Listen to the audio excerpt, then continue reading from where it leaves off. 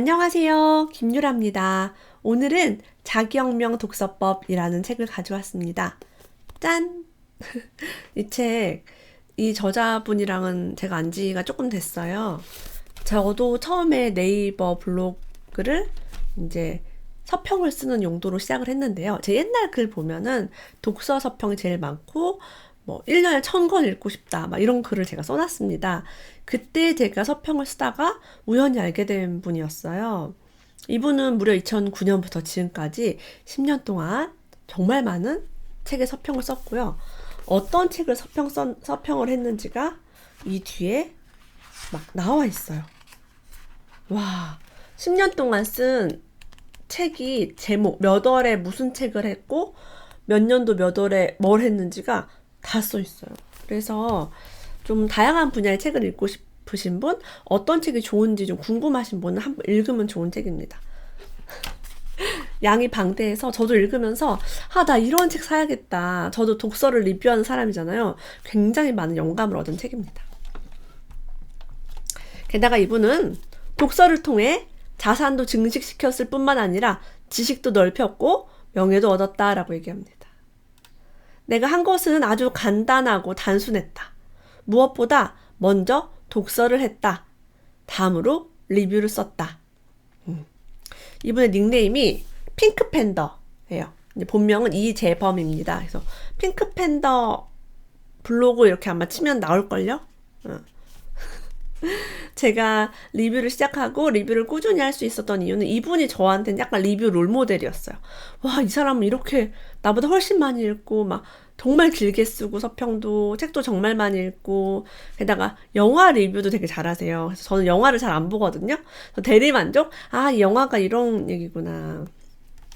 그래서 여러분들이 이 영상을 보면서 제가 여러 책의 제목을 얘기할 거예요. 그러면 여러분도 연필을 들고 있다가 적어보세요.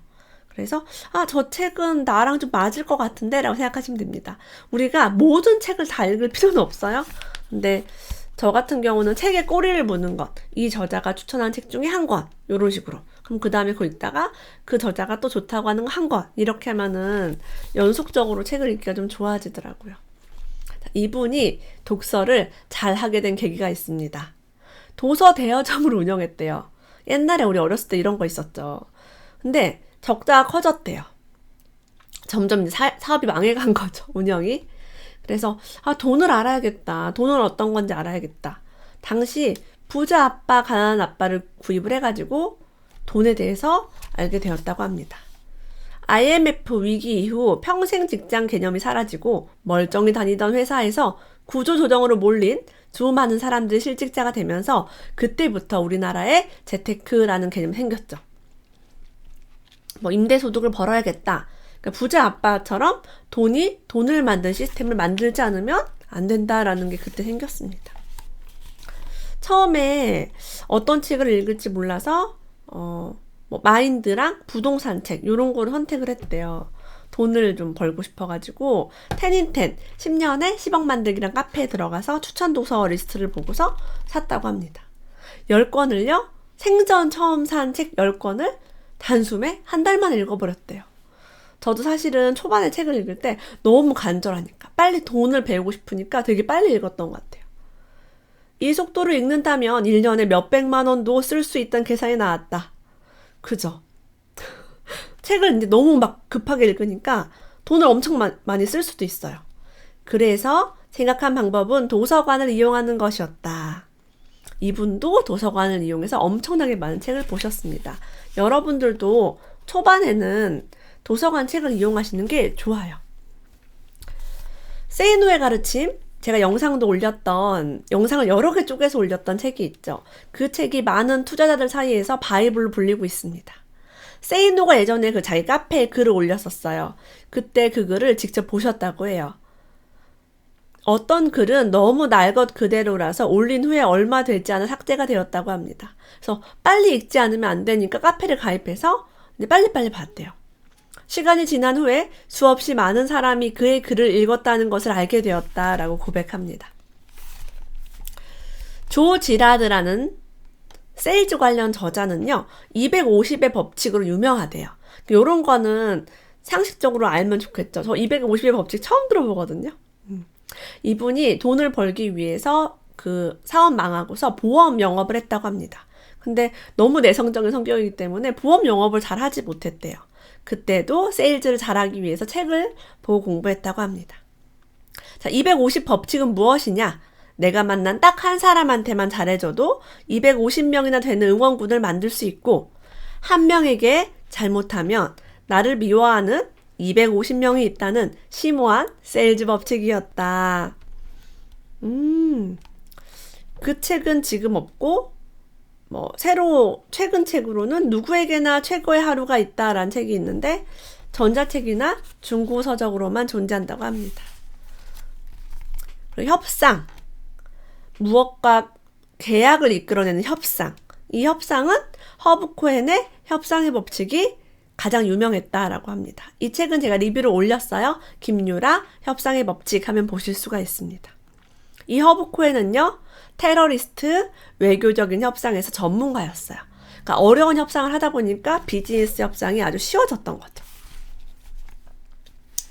브라운스톤이라는 텐인텐 초기에 글을 올리던 전문가가 있다고 합니다. 이분은 지금 부동산 카페에서 우석이라는 닉네임으로 활동을 하는데 인기가 거의 1등이에요. 이분이 내 안의 부자를 깨워라 라는 글을 텐인텐 카페에 올렸고, 이게 이제 베스트셀러가 된 거죠. 이 책을 제가 최근에 리뷰를 했습니다. 아, 이게 그래서 유명해졌구나. 텐인텐을 통한 베스트셀러 작가가 정말 많아요, 우리나라에. 제가 좀 다 좋아요. 제가 텐인텐 카페랑 좀 잘 맞아요, 그런 궁합이. 아마도 국내에서는 거의 최초로 투자를 행동 경제학으로 풀어낸 책이래요. 현재는 부의 본능이란 제목으로 재출간되었다. 저는 이 두 책이 이제 재출간된 책인지 모르고 둘 다 리뷰했어요. 부의 본능도 하고 내 안의 부자를 깨워라도 했습니다. 한번 보시면 좋을 것 같아요. 워런 버핏의 스승에 대한 이야기를 한번 해보겠습니다. 벤저민 그레이엄이라고 해요. 워런 버핏은 현명한 투자자라는 책을 읽고요. 그의 투자 방법을 완전히 바꿨다고 해요. 또 이런 건 한번 우리도 읽어줘야죠. 저도 이제 메모를 해놨습니다. 제가 주식 투자를 그렇게 열심히 하진 않지만, 나중에 워런 버핏이 현명한 투자자를 무조건 읽어야 하는 책으로 권한 것은 너무 당연하다. 개정판에는 직접 추천사까지 썼다. 이게 뭐냐면, 그 벤자민 그레이엄이 이제 스승인 거예요. 그죠? 그 책을 읽고 너무 좋으니까 개정판은 내가 스승님의 책에 추천사를 쓰게 된 거죠. 워낙 어려운 책이니 다 읽기 힘든 사람은 8장과 20장만 읽어도 된다고 알려준다. 어려울 것 같아요. 그죠? 제가 지금까지 이 책을 그래서 안 본 것 같습니다. 투자하는 방법. 피터 린치라는 또 투자자가 쓴 책에 이런 얘기가 있대요. 사춘기 딸에게 마음껏 쇼핑하라고 한 다음에 쇼핑한 물건 중에 가장 트렌디하고 처음으로 접한 기업이 있다면 집에 가서 해당 기업을 조사한다. 우와, 그런 걸 투자한대요. 저의 경우도 좀 그런 거에 관심이 많은데, 제가 최근에 작년부터 꼬북칩을 되게 좋아했어요. 과자, 꼬북칩. 아시는 분은 알 거예요. 제가 저 콜라랑 꼬북칩 먹어요 이 말 라이브 방송 때도 되게 많이 했거든요. 저 방송 끝나고 꼬북칩 먹을 거예요. 꼬북칩을 사러 갔는데 꼬북칩이 없었어요. 꼬북칩이 콘스프 맛을 제가 제일 좋아해요. 근데 지금 이 과자가 해외로 수출이 돼가지고 난리가 났죠. 주식이 많이 오르고. 이런 것처럼 우리가 이제 좋아하는 트렌디한 것들 봐도 투자를 할 수 있다라고 얘기합니다. 워런 버핏이 원래 IT주를 안 좋아해요. 왜냐면 IT주가 과거 버블 때 한 2002년도인가 그때 버블 때 확 꺼졌기 때문에 쌍망했죠. 그래서 경기를 타잖아요, IT는. 그래서 IT를 안 좋아하고 코카콜라, 맥도날드, 그다음에 케찹으로 유명한 하인즈인가? 헤인즈 그런 데 투자하는데, 손녀가 아이폰을 쓰는 것을 보고 작년인가 재작년부터 아이폰 애플 주식을 뒤늦게 매입을 했죠. 크게 수익을 못 본 것으로 알고 있습니다. 저점에 산 게 아니라 이제 고점에서 매입을 한 걸로 알고 있어요. 전문 분야 책을 읽는 사람에게 내가 말해주고 싶은 독서 방법은 모든 걸 다 이해하려 하지 말라는 것이다. 이해하며 읽으려면 결국에는 완독하지 못한다. 이게 제가 해주고 싶은 얘기예요. 제가 처음에 경제, 돈, 이런 마케팅 이런 거 봤을 때 애기 키우는 애기 엄마잖아요. 제가 뭐 전공을 한 것도 아니고 지식이 없는데 너무 어려웠어요. 저는 그래서 이해를 하지 않기로 결심하고 읽었어요. 아, 얘는 원래 이해가 안 간다. 그리고 또 뭐라고 얘기했냐면 검은 건 글씨요, 하얀 건 뭐 여백이다. 뭐 이런 식으로. 그것만 알면 된다. 그래서 너무 재미가 없으면 보지 마세요. 그냥 읽다가 포기해도 상관없어요. 대신에 저는 돈 주고 산 책을 끝까지 봤어요. 돈 아까우니까. 연금술사 작가인 파울로 코엘료는요, 산티아고 순례길을 걸은 후 인생이 변화되었다고 한대요. 제가 이 얘기를 여기저기 너무 많이 들었어요. 그래서 밑줄을 그었어요. 스페인에 있는 산티아고 순례길은 수많은 사람들이 걷고 깨달음을 얻었다고 한다. 나도 여기 가서 깨달음을 얻고 싶어. 네, 너무 많은 사람들이 얘기하니까요. 가야겠다 라는 생각이 들었습니다. 아이들과 함께 가고 싶네요. 강철한 카네기가 나폴레온 힐에게 자기계발, 성공하는 법을 전수했어요. 나폴레온 힐이 놓치고 싶지 않은 나의 꿈, 나의 인생 이 시리즈가 있었고요. 생각하라, 그러면 부자가 되리라 이 책도 함께 읽으면 좋다라고 얘기합니다. 이 책도 제가 다 리뷰를 했어요. 그래서 나폴레온 힐, 김유라 뭐 이런 식으로 아니면 제목이랑 제 이름 치면은 보실 수가 있습니다. 진짜 좋아하는 책. 나폴레온 힐 책은요, 제가 읽었을 때 가슴이 막 뛰는 거예요. 정말 독서라든가 저축 이런 거에 동기부여 짱이에요. 강추합니다. 워런 버핏만큼이나 오랜 시간 동안 유럽에서 투자자로 활동했던 앙드레 코스톨라니, 이분도 제가 좋아합니다. 앙드레 코스톨라니 하면 달걀 이론이 유명하다고 얘기해요. 자산시장의 상승과 하락을 보여주면서 항상 반복한다는 걸 알려준다. 아직도 달걀 이론은 유효하다라고 합니다. 유동성이 공급되고 축소되는 원리를 얘기하는 거죠. 금리와 함께요. 처음에는 생존을 위한 독서였기 때문에 경제 경영 분야를 많이 읽었다고 얘기를 해요.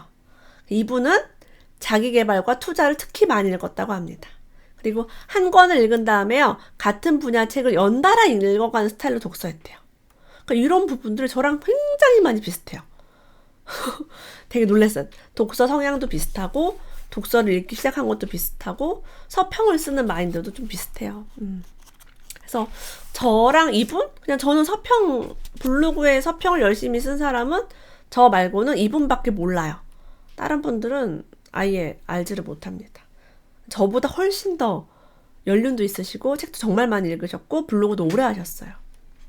비교가 안 됩니다, 사실은. 네. 나는 책을 읽으면 읽을수록 자산이 늘어난다는 표현을 하는데 실제로 과거와는 비교도 할 수 없을 만큼 자산이 늘었다.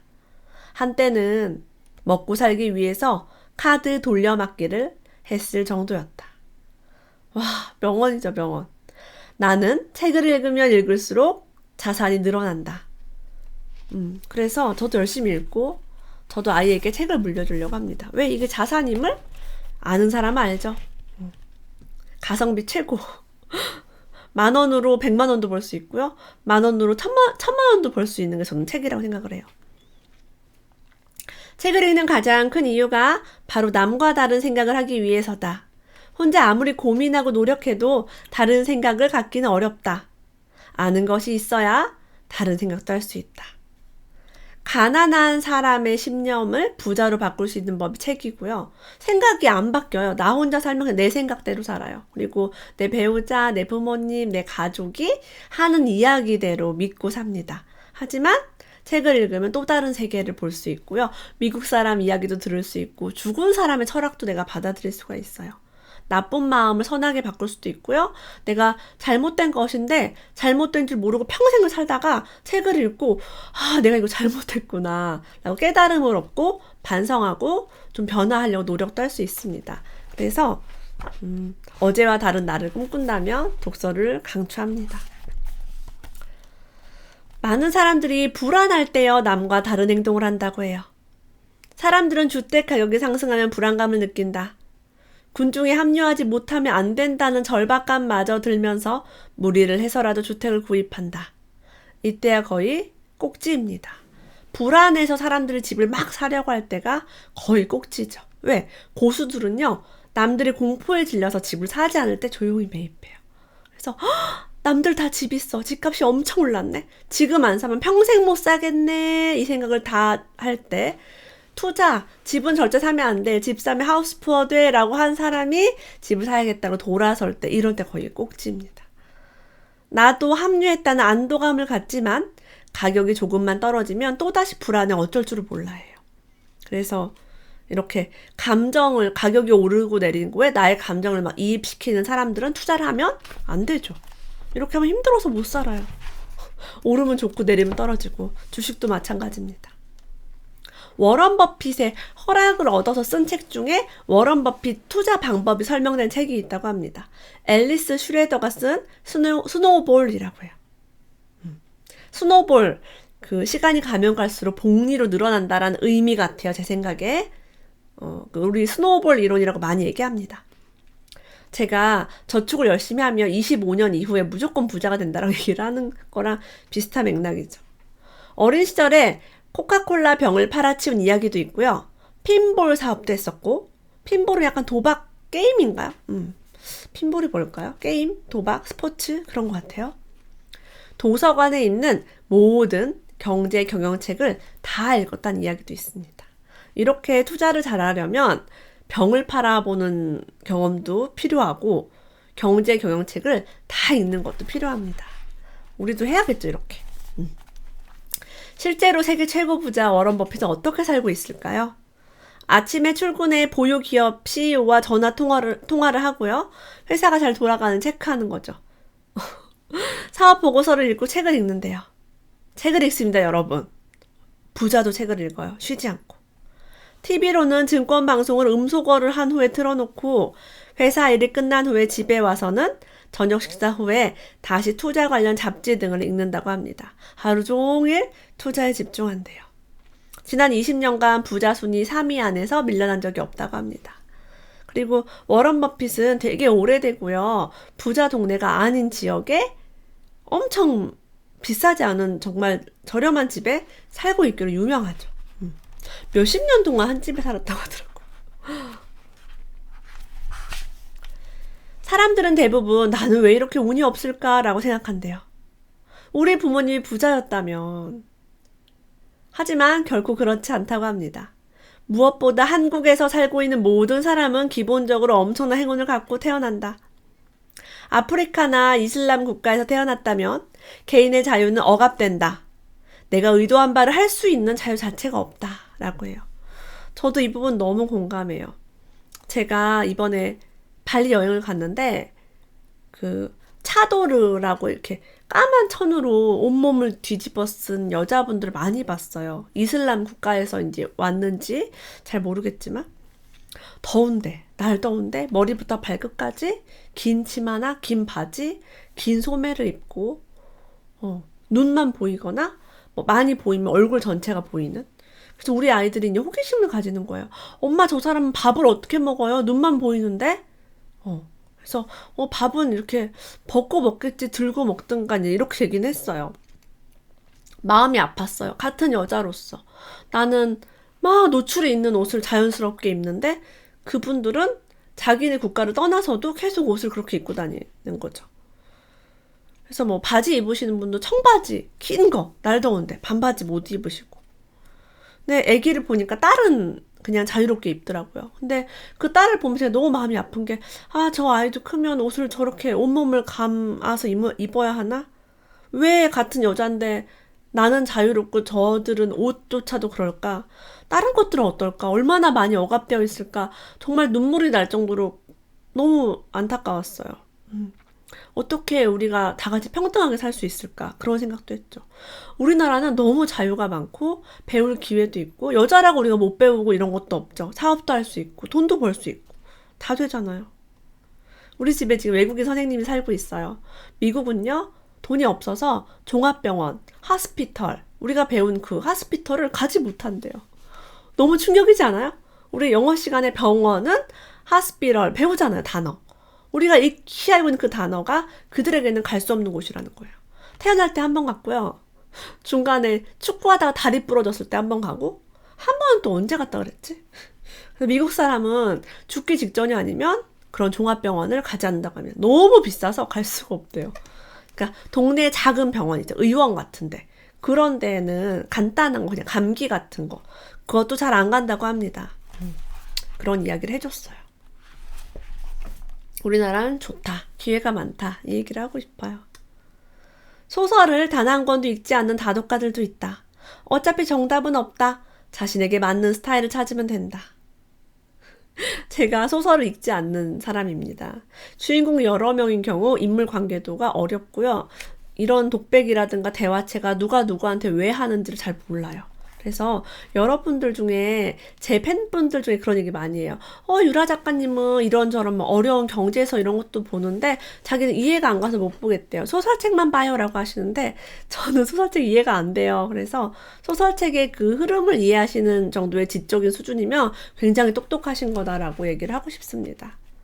예, 제가 경제서를 읽으니까 지혜가 있고 이게 전혀 아니라고 생각을 해요. 독서를 하는 모든 사람이 전부 성공했냐고 묻는다면 결코 아니다. 하지만 성공한 사람 중에 독서를 하는 사람은 많다. 자, 이 차이점을 알고 책을 읽으라는 거예요. 많은 사람이 책 읽어서 성공해야지 라고 하는데 성공을 다 하지는 못할 수도 있어요. 근데 성공한 사람들을 분석해 보니까 책을 많이 읽더라 라는 어떤 이런 통계가 있습니다. 자, 어떤 책 읽기가 좋으냐라는 질문에 이렇게 답하셨어요. 같은 분야 책을 연속적으로 읽는 것만큼 최고의 공부는 없다. 저도 완전 공감합니다. 제가 자기계발, 마케팅, 경제, 경영, 심리학 이런 거를 막 깊이 파는 이유가 이제 그런 걸 계속 연속 읽어야 이해가 되고요. 어쩌다가 이렇게 올라가면서 읽으면 잘 이해가 안 돼요. 초반에는 이해가 될 때까지 한 분야만 공략하시는 게 좋아요. 저는 처음에 육아서만 봤어요. 한 100권 정도는 딴 거 아무것도 안 보고 육아만 봤어요. 그렇게 내가 모르는 분야를 공부했다고 합니다. 하지만 같은 분야지만 다른 책을 읽으니까 지겹지도 않고 같은 내용을 반복적으로 머릿속에 주입을 하니까 점차 나도 모르게 장기 기억에 저장되었다. 저는 같은 책은 여러 권 못 봐요. 지루해서. 그러니까 같은 분야 새로운 책. 이런 독서법이 저랑 상당히 비슷하죠. Please don't tell 이라는 술집이 있대요. 이곳은 아무나 갈 수가 없다. 핫도그 음식점에 있는 전화기를 들고 전화를 해야 된대요. 거기만 연결이 되어 있나 봐요. 그것도 예약 손님만 받는다. 이 술집은 단 한 번도 광고를 한 적이 없고 그 사실을 밝힌 적도 없다. 우연히 이를 발견한 고객에게 꼬리에 꼬리를 물고 이어지는 소문 덕분에 엄청난 관심과 폭발적인 인기를 끌었다. 하루 입장할 수 있는 고객도 인원이 정해져 있다라고 합니다. 여러분, 마케팅은요, 막 소문내고 막 오세요, 오세요, 사세요 한다고 잘 되는 게 아니에요. 오히려 그러면 싫어해요. 저도 되게 좋은 술집에 간 적이 있는데 간판이 없어요. 예약도 없어요. 예약은 누가 어떻게 이렇게 아름아름 해야 됩니다. 그리고 제가 들은 얘기인데 또 어떤 술집, 부자들 사는 동네 어떤 술집도 술집이 좀 이런 게 많네요. 그러고 보니까 부자들 사는 술집도 술이 굉장히 비싼데요. 전화 예약만 가능하고 그 술집에 가본 사람만 예약을 할 수 있대요. 가보지 않은 사람, 그러니까 예약 한 번도 와보지 않은 리스트에 없는 사람은 예약조차가 불가능하다고 합니다. 대박이죠. 그러니까 부자들만 가는 그런 것들이 있어요. 자, 책을 고를 때요. 베스트셀러가 반드시 양질의 책이 아닐 수 있다는 점을 염두에 두어라 합니다. 저도 이번 완전 공감. 제가 리뷰하는 책들을 보면요. 김유라 씨는 요즘 유행하는 베스트셀러는 잘 안 읽네 라는 걸 느낄 거예요. 왜? 베스트셀러라고 다 좋은 게 아니에요. 막 마케팅 유명세 때문에 그냥 잘 팔릴 수도 있고요. 어떤 경우는 드라마에 나왔다는 이유로 갑자기 막 팔리는 경우도 있어요. 연예인 누가 소개했다는 이유로. 자, 그럼 양질의 책은 어떤 책일까라고 질문을 던집니다. 바로 스테디셀러다라고 대답해요. 오랜 시간에 걸쳐 꾸준히 많은 사람에게 읽힌 책이 진짜 좋은 책이다라고 말해요. 저는 그래서 중고 서점에 가면은 양이 되게 많은 책이 있어요. 그런 게 좀 스테디셀러고요. 도서관에 가면 권수가 좀 여러 개고요. 때가 많이 묻어있는 책이 남들이 다 봤구나. 그런 걸 좀 많이 봤던 것 같아요. 나는 정독 스타일로 읽는다. 혹시나 몰랐던 내용이 나오거나 생각지도 못한 곳에서 좋은 내용이 나오는 것은 끝까지 완독해야 할 수 있다. 저도 그래서 이 부분만 봐야지 이런 것보다는 처음부터 끝까지 쭉 봅니다. 정도까지는 않는 것 같아요. 저는. 근데 빠짐없이는 좀 봐요. 절대로 속독은 권하지 않는다고 해요. 많은 분들이 속독을 부러워하는데 빨리 보는 게 저도 중요하지 않다고 생각합니다. 책을 읽는 이유는 빨리 읽는 것이 아니다. 다독이라는 표현처럼 많은 독서를 하는 것이 분명히 도움이 된다. 한 권을 읽는 것보다는 10권을 읽는 게 훨씬 낫다. 그건 분명한 사실이다. 그러나 독서하는 이유를 먼저 생각하라고 말하고 싶다. 읽는 속도가 느리면 좀 어떤가? 좋은 책을 만나 즐겁게 읽고 모르던 것을 알면 그것으로 족하지 않을까? 라고 이야기를 전합니다. 그래서 이런 다독의 스타일, 그리고 책을 읽고 돈을 벌게 된 이야기, 그리고 저처럼 서평을 쓰게 된 그런 어떤 스토리가 정말 비슷하죠. 제가 이 작가님한테는 이렇게 직접 사인도 받았어요. 뭐라고 써있는지 읽어드릴까요? 김유라, 이미 뭐든 하는 사람이라고요. 그래서 이 책을 읽으면요, 뭐든 하는 사람으로 바뀔 수 있다고 강조합니다. 오늘도 함께 해주셔서 고맙습니다. 다음에 또 만나요.